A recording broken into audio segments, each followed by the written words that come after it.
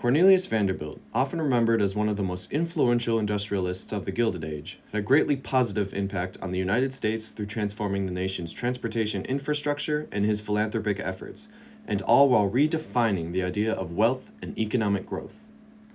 Though some criticize Vanderbilt for his ruthless business strategies, an in-depth analysis of the Commodore reveals that his legacy of philanthropy, infrastructure, and economic development vastly outweigh any ruthlessness that plagued his business. Vanderbilt's early days were marked with dropping out of school at age 11 to help his father on his ferry. At age 16, Vanderbilt began his own ferry service. He had made an investment of only $100, $1,900 adjusted. Vanderbilt's eagerness and energy was noticed by captains around him, and they eventually gave him a nickname that would stick with him for the rest of his life, the Commodore. A man named Thomas Gibbons eventually found Vanderbilt and hired him as a captain of his own ferry, and eventually became Gibbons' business manager and learned the ropes of business. Vanderbilt's time as Gibbons' business manager would help build a foundation of principles and values that Vanderbilt would implement in his own ferry service that would grow into a highly lucrative business. When the Civil War began in 1861, Vanderbilt attempted to donate his largest steamship, the Vanderbilt, to the Union Army.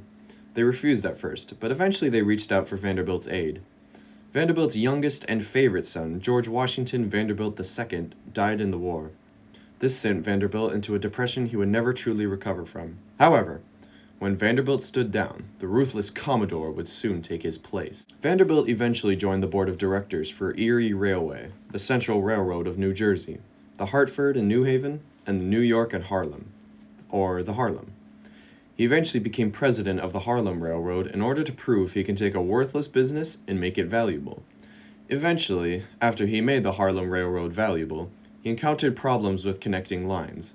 The Commodore, after many conflicts, bought out the Hudson River Railroad, the New York Central Railroad, and the Lake Shore and Michigan Southern Railway, and the Canada Southern as well, later.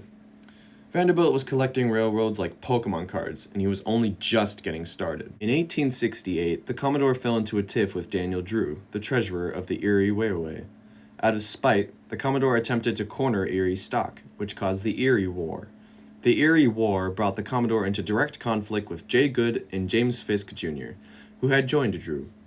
The three rivals of the Commodore managed to water down his stock into nothing. The Commodore did not take kindly to this and sued the criminal, and made back most of his losses. The Commodore eventually befriended Drew and Fisk, while Goode would continually fail to overtake Vanderbilt but still publicly embarrass him. The Commodore would lash out at Goode publicly. After Vanderbilt's first wife, Sophia, passed away, Vanderbilt moved to Canada. In London, Ontario, he married his cousin from Mobile, Alabama. Her name was Frank Armstrong. She convinced Vanderbilt to donate $1 million, $22.86 million adjusted, which is the largest charitable gift in American history, to Bishop Holland Nimmons McTeer. He also paid $50,000 for his second wife's congregation. He continued to donate to various churches around New York. Vanderbilt's impact on American geography, the economy, and other industrialists is unparalleled, especially for the time which was marked with Reconstruction and recovery after a bloody war. Vanderbilt's contributions to the United States will forever be felt, and his legacy will continue to be remembered as persevering, clever, and inspirational.